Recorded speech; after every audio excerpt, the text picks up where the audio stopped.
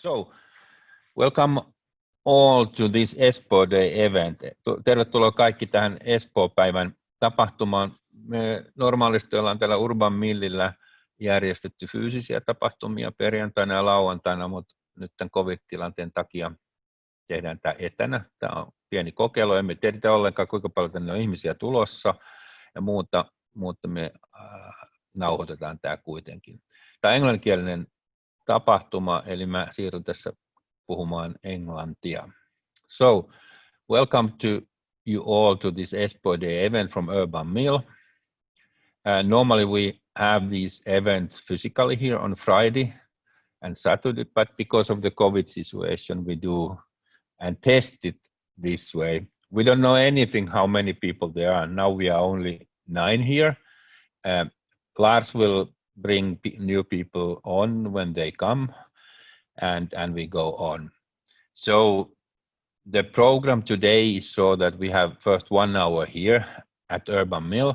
This is more local things about what is happening in Espoo and in Otaniemi. So we have Aapo Pihkala from Aalto University telling about the campus issues, and then former Aalto alumni and professional from Design Factory, Matti Hämäläinen, telling about co-creation.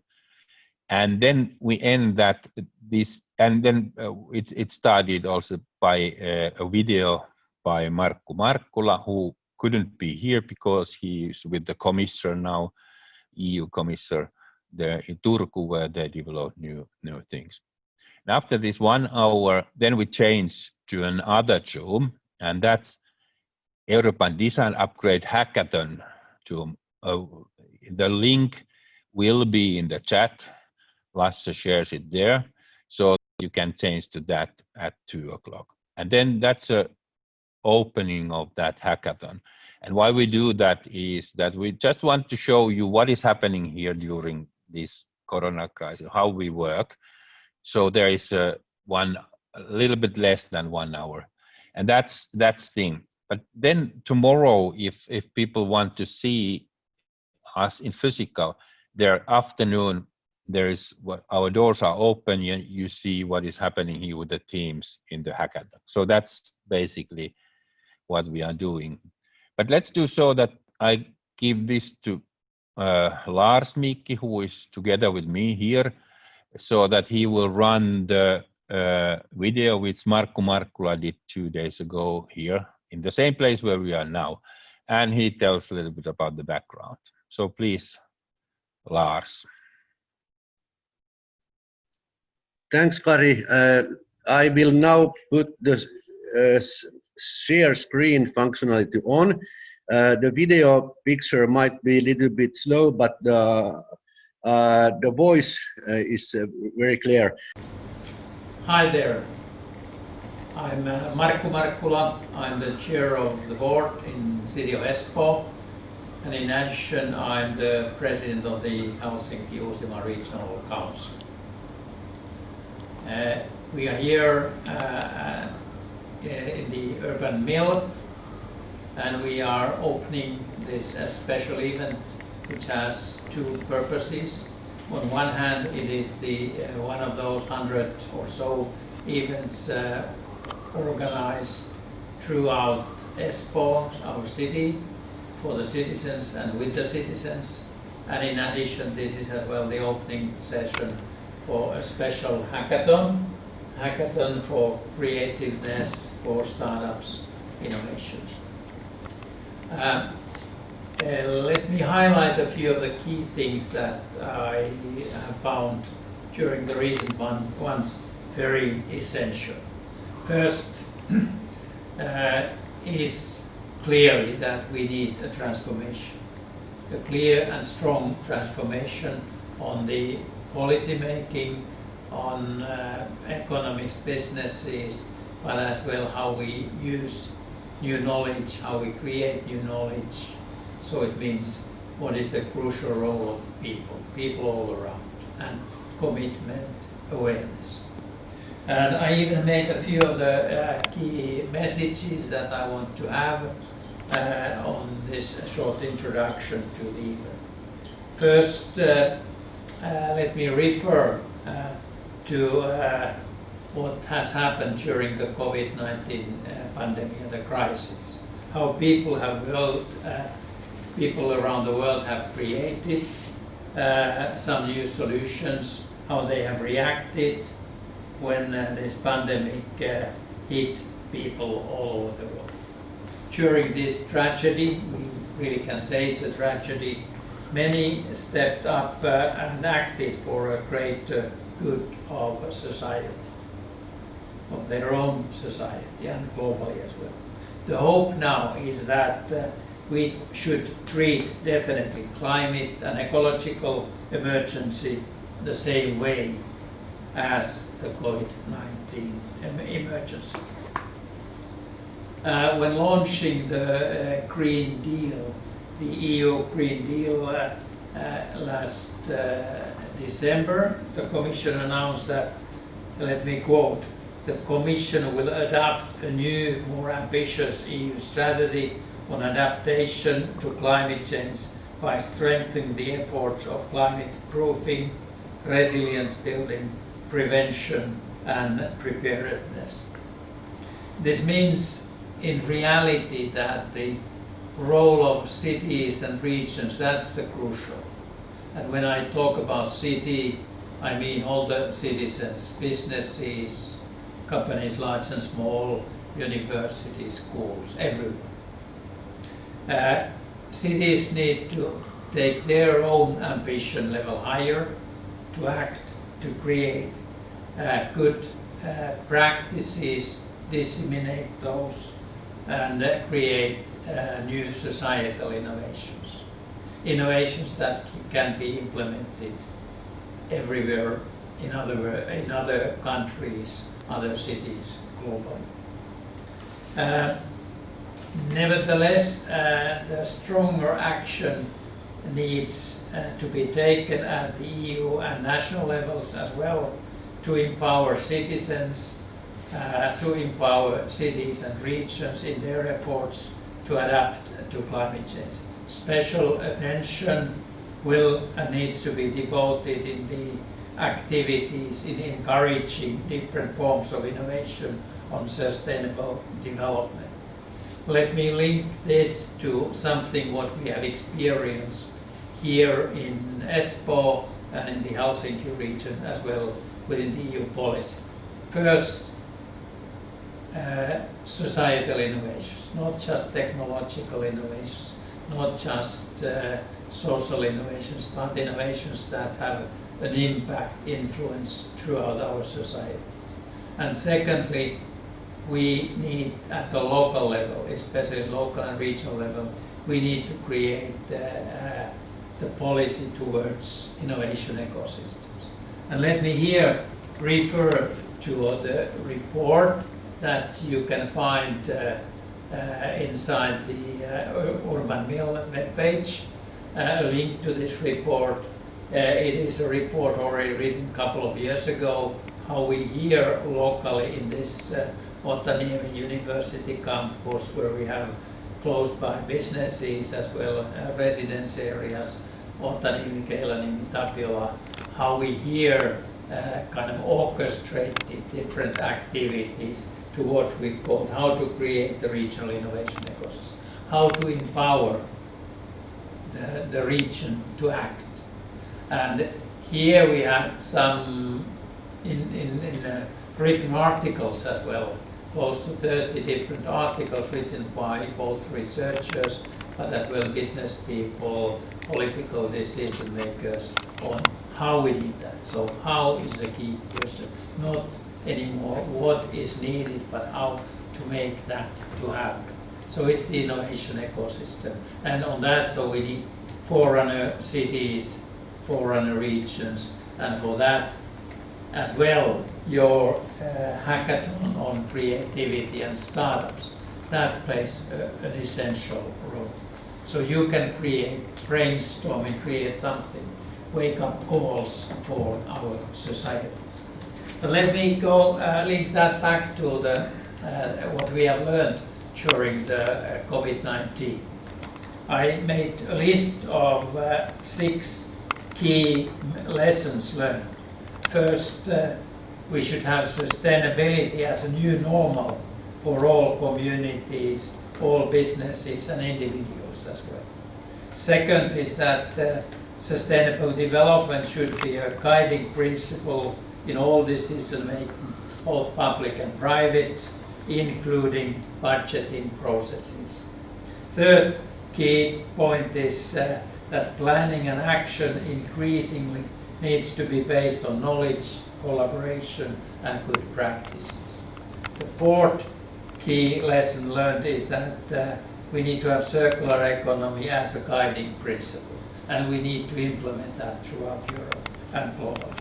The fifth is that multidisciplinary and interdisciplinary research needs to be an increasing source of knowledge and know-how. So the role of universities, research centers, other educational establishments throughout the world, that is essential.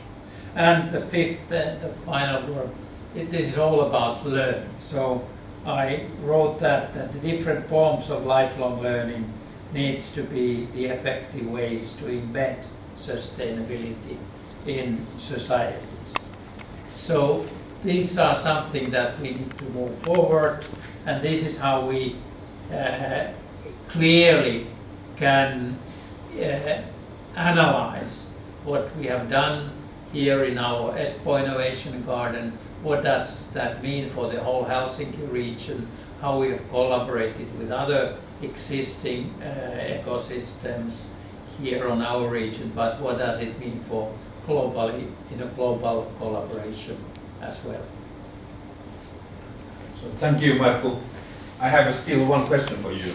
That we are now here at Otaniemi, Espoo Innovation Garden. This is the home of Aalto University State Research Center, about 2,000 companies and a lot of active citizens. What do you see these areas, innovation nodes role in this sustainability work, and how creativity is part of it? I could give a 2-hour lecture or 2-week lecturing, but lecturing is not the key point. The key point is action. And on that, so let me highlight that with another example, another report. So this is the City of Espoo voluntary local review that the city we presented this last July as part of the Finland's Prime Minister presentation to the United Nations special now virtual meeting in New York. So what we see and what we have done, what's going on, and that is very much based on what we kind of learned here creating this university campus ecosystem. Not 10 years ago, but more recently, how the strong commitment based on the, let's say, the shared vision, what Otaniemi, what the university campus should be, not a separate, isolated campus, but something that connects people globally as well, invites people, not just talents, but a lot of people who want to visit here, learn here, and collaborate here. And part of that goes on nowadays virtually. But it all is based on the, let's say, the local facilities as well. Face-to-face is needed, local kind of creative mindset is needed. And that is what you can concretely see here in Otaniemi within the campus and in the nearby business area in the whole Espoo Innovation Garden. Thank you. So it's participation and bottom-up activities. And awareness and commitment, so participation, co-creating something. Yeah. It's really public, private, people and partnerships. That's wonderful, and now we will continue this Espoo Day thing. Thanks, Markku, a lot of this. I know that you are by distance on Friday, but we continue in the next phase then and hear a little bit what is happening in Aalto University. So thanks for this. Thank you. And see you. There, so we go more on the campus issues and how this campus allows us to do good things. So Aapo, if you take the floor. So hello everybody, my name is Aapo Pihkala. I'm a project manager in campus development in Aalto University. I am a landscape architect and I have graduated from Aalto campus. And I have followed the development of this campus area since the founding of Aalto University as a student. And I feel very privileged to be part of the campus development now as a professional. The title of my presentation is Creative and Sustainable Landscape. And most of what I do in my work is somehow related to campus landscape and outdoor areas. And as we know, the corona situation affects everything and the campus is still partly closed. But on the positive side, we can freely use all the campus outdoor areas and enjoy the amazing nature. And I hope that after this presentation, you have a good understanding of what is the future of our campus and how we developed it in a sustainable way. And I also hope that my perspective gives you ideas how the campus landscape can benefit your creativity.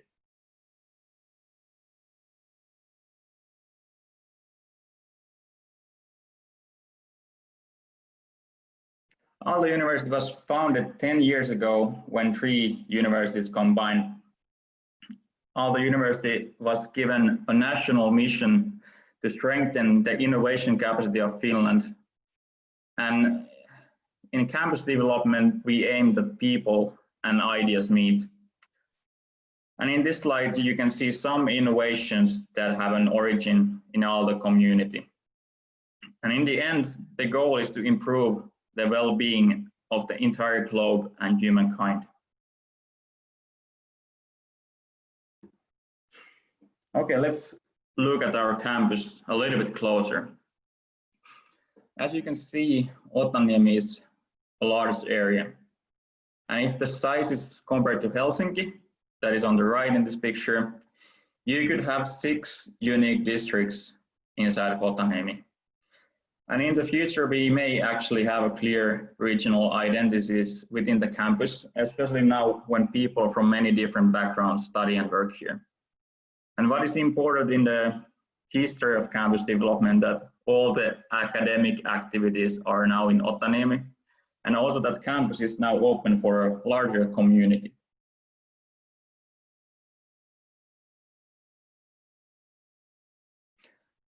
Our goal is to transform our campus into a unique collaboration hub.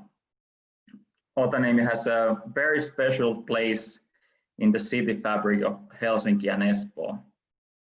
And we are part of a bigger innovation ecosystem around Laajalahti Bay that you can see in this picture.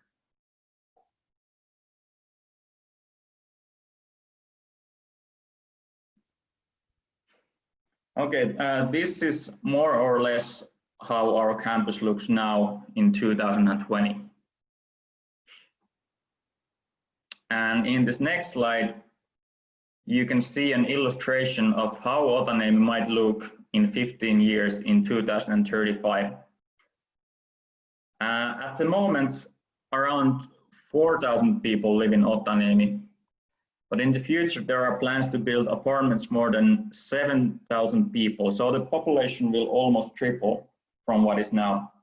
And besides apartments, student housing, there will also be buildings for the university and its partners. So in conclusion, Otaniemi will grow a lot and it will become a lively district.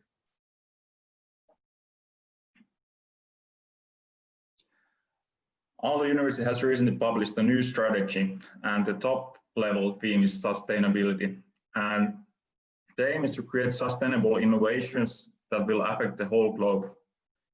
And to reach this, we also need a sustainable campus. So campus development and our landscape outdoor areas play an important role in order to reach the sustainable goals. And as I mentioned before, the campus will grow a lot in the future. So we need to have a good understanding how to do this in a sustainable way.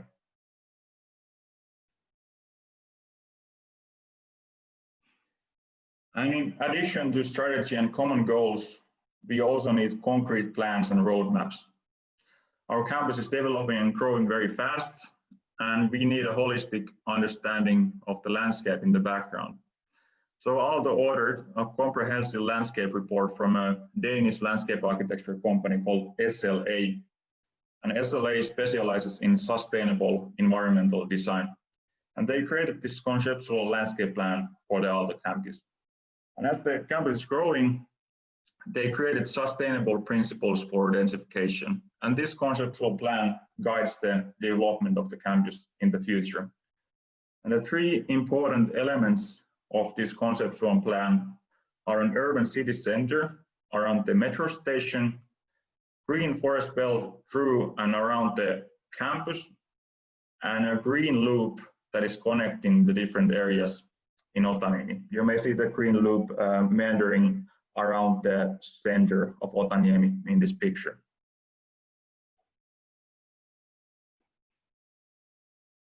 The landscape vision is based on growth, growth in all its meanings: natural, environmental, social, economic, and scientific growth.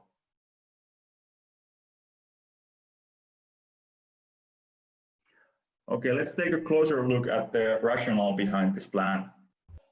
I guess we can all agree that Otaniemi campus is very unique in many ways, but these two elements separate our campus from most campuses. The campus has a very unique modernistic architectural heritage, and the campus is also very green. And when I have international guests visiting our campus, they always pay attention to our amazing nature.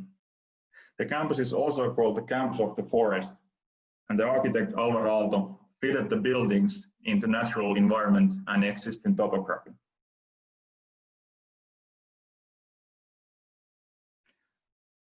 The campus area is constantly changing and growing, and when the area changes so much, it is important to consider how to maintain the values of the area and what is going to be the new identity of the area.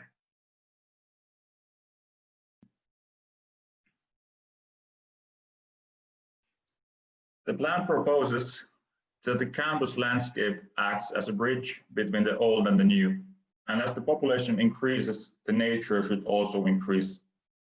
For example, for every new resident, 1 tree should be planted.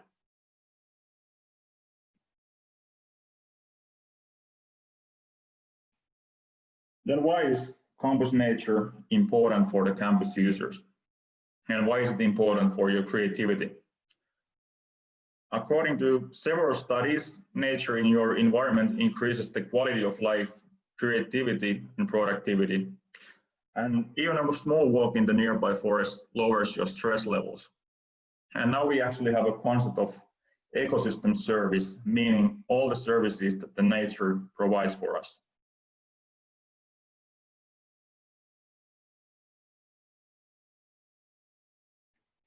And of course, it's important to remember that nature also has an absolute value. And some of the services it provides are fundamental. And in this slide, you can see some design principles that provide us a sustainable campus. Trees, for example, protect us from the winds, create nice microclimates, and help fight climate change. But they very often also create economical value for buildings. And now we also have the concept of natural capital, and we actually mapped our natural capital on our campus last year.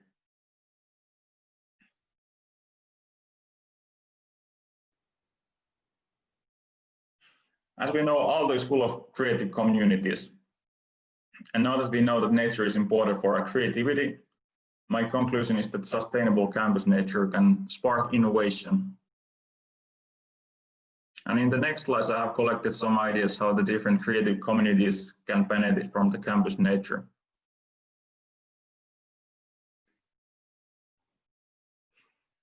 Our campus parks are like common living rooms, and they provide places for meetings, ideas, and recreation. And in the future, in the campus development, our goal is to increase places for experimental student activities and outdoor areas. And outdoor areas also create a place to share information about different projects that take place all around campus, since people move a lot from place to another.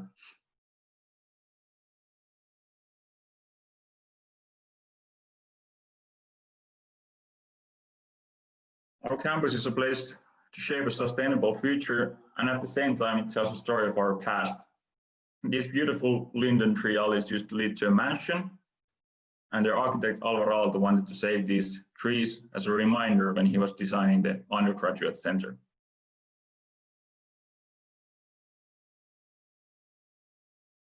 I think it's amazing that our campus has a very urban center, but in 10 minutes you can reach almost untouched nature. Laajalahti Nature Reserve is famous for its birds, and in this photo you can see the Otaniemi bird tower. I highly recommend you visit there after you leave your lecture or office or your house. Otaniemi also has a very long and very beautiful coastline, and I think this is something we don't do too often. We could actually have business meetings in the wild nature instead of office rooms. I really want to promote this idea for the Aalto community, since we want to support well-being and creativity.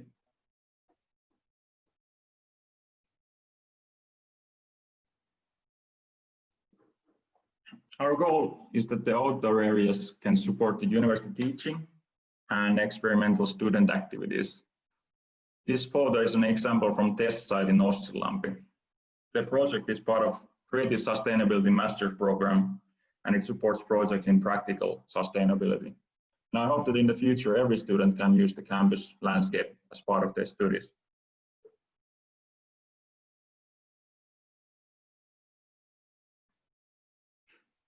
Next to Ossilampi, there's also a possibility for urban gardening. And I think it's great that we can have this kind of local food production and experimental gardening in the very heart of the campus. And members of the Aalto community can apply for these lots.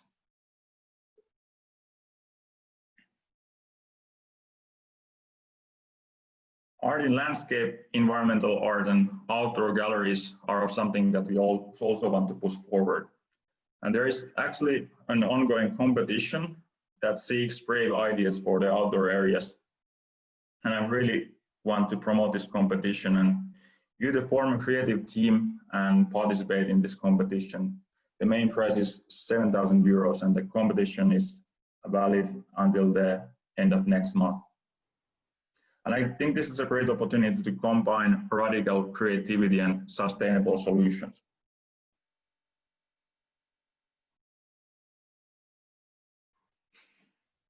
The outdoor areas are one of the most important focus areas in the near future in the campus development. And here are some examples of landscape-related projects that will happen in the following years. Right now, we are closely working with the Metro Dipoli connection, since Dipoli now serves as the main building of Aalto University. And one of our goals is to create creative spaces for student communities and future innovations. And of course, the design will follow sustainable principles. And in the big picture, the goal is to create appealing green spaces that attract people from inside to outdoors. And in the best possible scenario, people and ideas will meet spontaneously in the outdoor space. I would like to thank you for your attention, and I'm very glad to hear ideas how we can support your creativity in the campus landscape. So feel free to contact me. Thank you. Thank you, Aapo, for an excellent overview what is happening here at Otaniemi. It's so that every time, even we work here and we see often each other, there are new things which are happening. But I have one question for you. If you think now creativity, and then the people who are here working or studying, what's the main challenge where students, researchers, business people could help you in achieving that vision what you just showed us?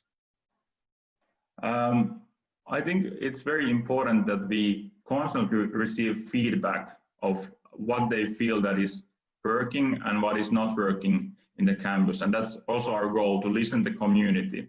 And in the new campus strategy, we try to have this approach that the grassroots project and the approaches from the grassroots level can be utilized in the campus development. So it's more like, it's not like top down, it's more like bottom-up strategy. So I really hope that people start to look in the environment and think how they could benefit their studies or research in the campus landscape.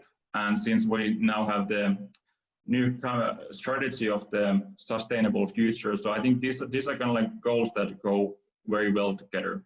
So I just hope that the whole other community and also people all around the greater Helsinki area will give us feedback, and we can come to a conclusion together how we can use the landscape and the outdoor areas in the best possible way.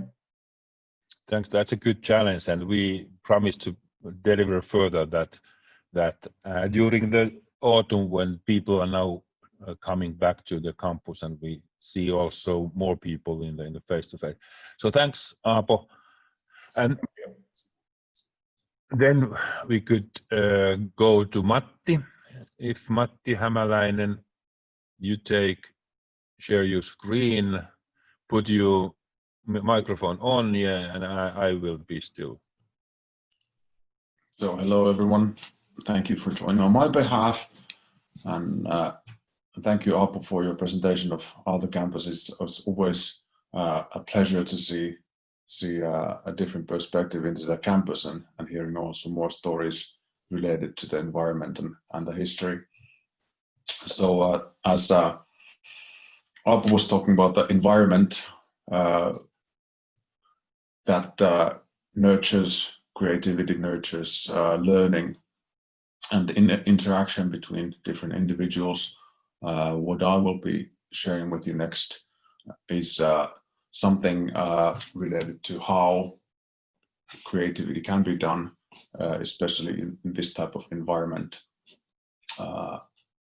So let's check first. Everyone can see my full screen now, right? Yes. Hopefully. Okay. So I'll briefly introduce my perspective into what we call the art of co-creation, an approach to creativity that is being very popular today, based on diversity and collaboration, and it's trying to break conventional ways of controlling work. I come from city of Helsinki, so Helsinki Innovation Company, where we have pleasure of doing similar work that our neighbor's sister city Espoo is doing, and I would also like to congratulate the city of Espoo on the verge of this Espoo Day.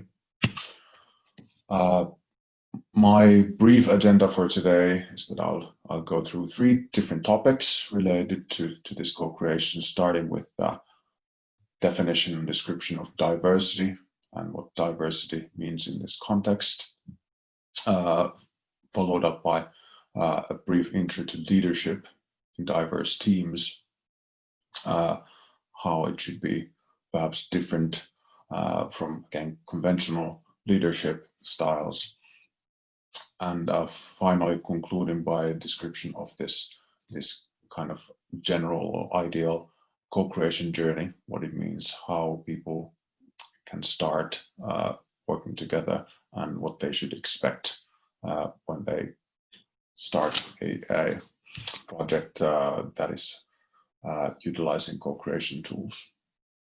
And since this is such a small group, please do not hesitate to interrupt me if you have any comments or questions during this presentation as well. I do like being challenged, so please. So starting with diversity, particularly diversity in a team. So traditionally, if you look at most boards of major corporations, this is how they look like. They are very harmonious. They are very homogeneous in profile. So it's been an ongoing joke about the white old men who control these boards. And these type of boards, these types of teams where people are very similar to each other are very easy to lead. And for example, in a board meeting, that takes place between individuals who are very similar in their ethnical background, in their way of thinking, the decisions will be very easy to make. There will be very little discussion, so there is really strong and vast progress. And the challenge, again, with this type of conventional boards and conventional teams is that they often have a so-called tunnel vision. So they narrow down, they only see one very small aspect of the issue that they're supposed to be discussing on or solving, because they don't have enough different perspectives. Whereas what particularly in the past were considered to be difficult teams or difficult groups are much more diverse. And again, this is what should be encouraged today, is intentionally building diversity within your team. Inviting people who think in a different way and who dare to disagree with you. Because by doing that, they expand your perspective on the topic, and they might bring in something that would not have been brought up if only, let's say, 5 engineers were trying to solve a problem. So if you bring in new perspectives intentionally and at the same time encourage dialogue, do not suppress voices that are different from a majority, but encourage people to speak up. By doing that, you broaden the view, and by broadening the view, you increase the quality of decisions, increase the quality of all the teamwork that's taking place. And again, the transition from the left side world to the right side world is ongoing today. It's still surprising to see how many organizations still operate by the rules of the left side world, and even the ones that are shifting towards an organization structure that's closer to the right side, so there is diversity. Even those organizations are still operated by many of the ways of working and leadership manners developed for the left side world. If I put this in a little bit different way, if we look at what diversity in a team means, this is kind of very basic natural human behavior. So if you are this individual in the brown dot, and you are working on a school assignment or an assignment at your work, and you are requested to form a team. Most likely what you intuitively do is that you invite your closest colleague, the one you share ideas and agree with most of the time, to join your team. If you need a third partner, then you take the next closest colleague, and so on. So you want to work with the people who think alike, who are alike you, which means that you are intuitively building a very homogeneous team. So you're building the team on the left side, where people that you gather around you most likely will be similar to you in one way or another.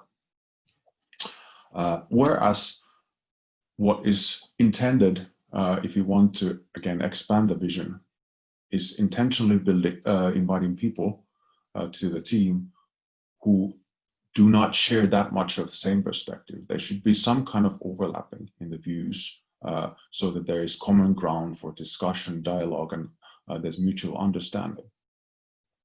But at the same time, you should think about what the next person adds to the existing team. So if you have only 3 or 4 brown dots, the 6th or 7th one does not add much new perspective or new knowledge to the team. Whereas if you intentionally expand diversity, you will reach something much more, a diverse team, which again will bring problems of its own. So the objective of this first stage team building or team selection is, in a way, generating a palette that you can use. If you only have 1 or 2 colors in your palette, it's very limited what you can do with it. But if you intentionally have much more diversity, if you have much more colors on your palette, that means that you will be able to expand and do much more than with more limited resources. And again, this doesn't mean that you have to use all the colors or all the skills, but you have the possibility. Moving on to topic number 2, so leadership. In this case, leadership in many ways is about dealing with diversity.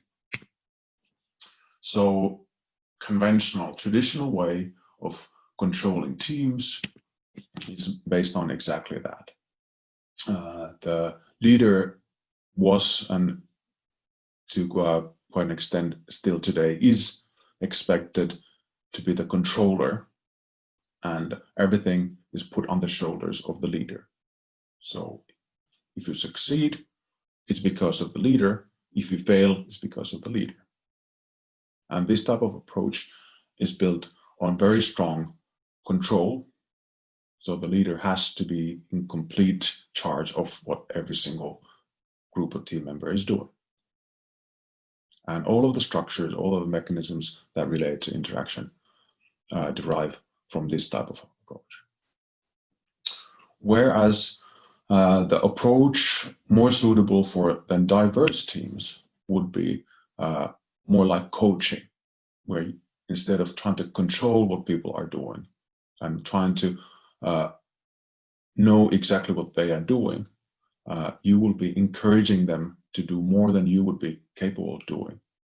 You will be encouraging and enabling them to leash out their potential, whatever it is. Not all of the individuals that you will be encouraging will be able to do the things that you do. Then again, they will be able to do things that you would not be able to do because of lack of knowledge or lack of other skills. And again, collectively, even a narrow team will be able to perform much better than individuals.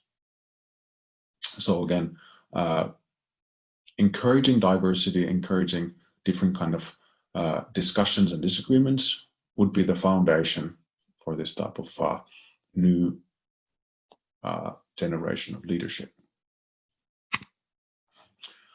And if you have diversity, if you have disagreement, what it automatically leads to is some kind of tension. In creativity, there's a term called creative tension, which is something that design team leaders often look for. So they want intentionally to build some kind of tension between the individuals in the team.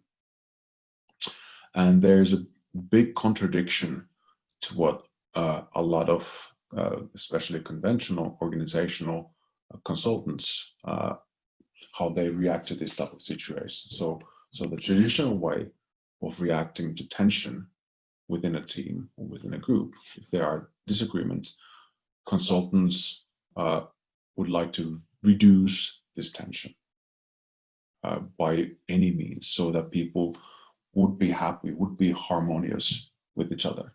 And the assumption is that if people agree with each other, then they work really well. And the assumption is that a high-performing team needs to be harmonious. Whereas, in a way, counterintuitively, what our experience suggests that instead of trying to release or reduce this type of tension, what the team leader should intentionally be aiming at is increasing and controlling this tension. So making sure that the people trust each other enough that they can speak out their disagreements, because that's the only way that they can contribute and add on to what the others know. So they can point out things that their team members would not have discovered on their own. And this is something that scares many leaders, because again, it might look out to the outside like there is constant fighting, which traditionally did not look like a high-performing team. But like Professor Kathleen Eisenhardt from Stanford University Technology Ventures program over there often says that in reality, the absence of conflict is not harmony. What you achieve by getting rid of the conflict is not harmonious or effective. It's apathy, and that should not be the objective of an organization. And if you want to use the right side methodology here again, so taking tension as something that is a good thing within the team, that also means that all the team members should be comfortable in that atmosphere where there might be constant tension. And again, you need to really focus on creating trust between the individuals so that they don't feel offended and take it personally when somebody disagrees with them. Especially with a new team where all the different team members do not know each other, and they look at the problems from different perspectives. Often the communication is directed at persons and their perspectives and their opinions. And in the beginning, when these new teams are forming, a lot of energy is wasted on one-on-one disagreements. So there might be continuous fights, and the fights on their own are not effective. They are taking away energy, even though at the same time the team members are getting to know each other better and better. But in order to, again, start controlling this tension, the team leaders need to be able to align the efforts. So align the energy that is being used in the disagreements and that are creating conflicts, align them towards a common goal. And once these common goals are found, then again, the different disagreeing team members can add something to the common objectives. And that will be a very powerful way of working as a diverse team.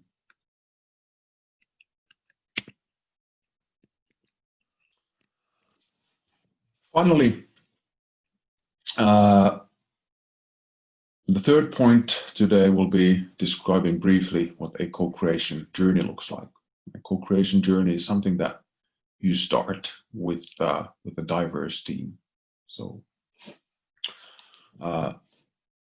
again, we would like to describe this as a journey, and the analogy is quite good if you think about something that you go into a journey to an undiscovered country or unknown territory, and when you prepare for that journey, you don't exactly know what is going to be waiting for you, which means that whatever you are packing inside your backpack has to be wide enough to be able to deal with different kind of situations that you might counter during your journey.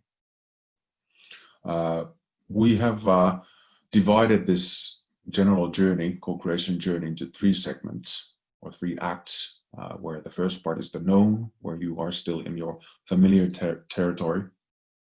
The second part is the unknown, where you dive into exploring into the world of unknown, where you are producing some kind of new knowledge, new understanding within your team. And then act 3 is the new, where you are utilizing this exploration, the things that you have discovered in the unknown territories, in order to create something new, something that hasn't existed before. And what is really important to understand about this co-creation journey is that you cannot skip directly to part 3. When you are willing to start a journey like this, you need to go through phases 1 and 2 first. And your entire team has to be there. And you need to understand the team dynamics that relate to the outcome. So unless you go through hardships and difficulties related to the exploration, you will not be able to create something that would be novel, because you have not discovered the necessary elements, the new things, discoveries that you would be utilizing for then the innovation or for the novel thing creation. And before you can get to the exploration, you probably will have to build trust within the team to know each other well enough that you can go through that exploration process. So again, in brief, this is the co-creation journey that a team has to go through. I will just quickly slide through the steps that I've often described that need to take place for this co-creation journey, in case somebody wants to make notes of this. But it all starts with understanding what type of capabilities, what type of skills you have, or what you need within your teams, and assembling a team based on that. So again, intentionally building the diversity, looking for possible gaps in skills or in knowledge within your team. So if you notice that there's a person who's an outsider who doesn't have a connection to the rest of the team for some reason or another, then you might need to have somebody added to the team so that they can bridge this gap, so that there can be a strong, close connection between all of the individuals, so that nobody is feeling an outsider. Then you start rehearsing and training and teaching those skills, which is part of the leadership process, making sure that the team is ready for then the challenge, which is actual co-creation waiting at the end. And once you have reached good enough team working skills, you start exploring for new knowledge. And finally, at point 7, you use this knowledge with your high-performing team to co-create, create something. To put it into a diagram, in order to build a high-performing, diverse team, you need to reach a higher level of new knowledge. So you need to do this exploration. And at the same time, you need to develop your team performance, how they work together.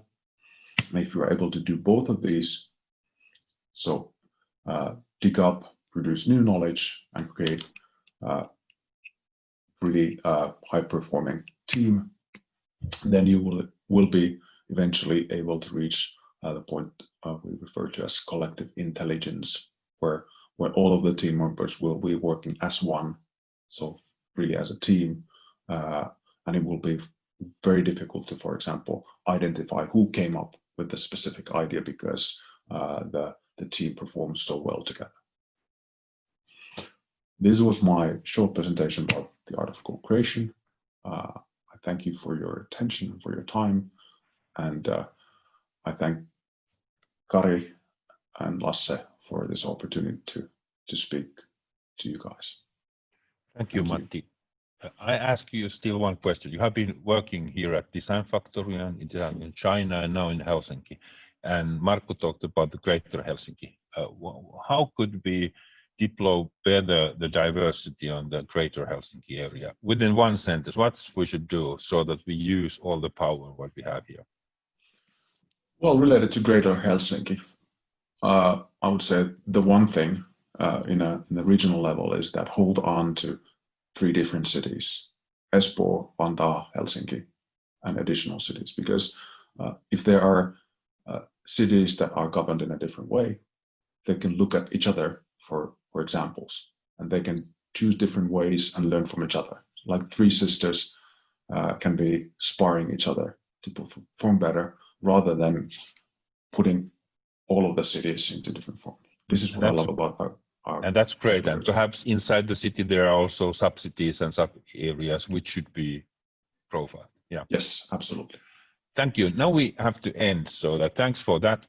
And we go so that there is a link in the chat room. We change to the different Zoom session. So we have this diversity now. Ukraine, Belgium, and Finland, we have been doing a project.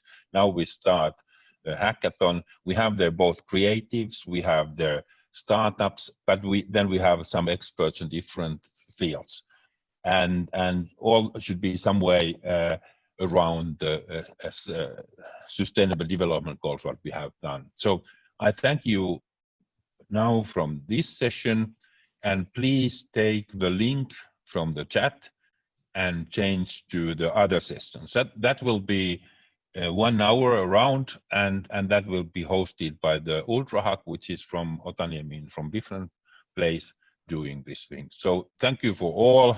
If you put the video on, we can wave our out, and let's see in the new room. Then we have more people there. Yeah, nice to see you all.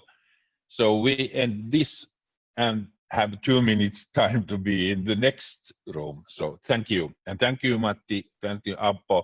And thank you, Markku. Bye. So really quick coffee in 2 minutes. Yeah. So we leave now.